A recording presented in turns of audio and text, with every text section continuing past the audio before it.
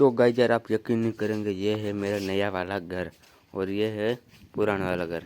तो इस पे इन दोनों पे जो व्यू आता है ना, वो देख कर आप रह जाएंगे हैरान, क्योंकि दोनों का व्यू आज मैं दिखाने वाला हूँ।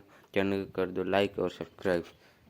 तो ये देखो नए वाले घर का व्यू जो कुछ इस प्रकार है। इसका व्यू तो ठीक ठाक है।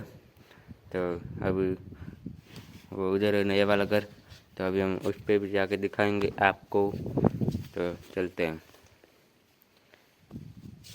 तो यार देखो मैं यहाँ पे आ चुका हूँ।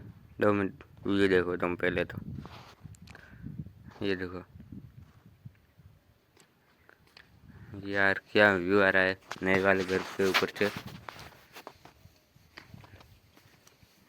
यार उस मैं तो ठीक ठाक था और यहाँ पे तो बहुत अच्छा व्यू आ रहा है।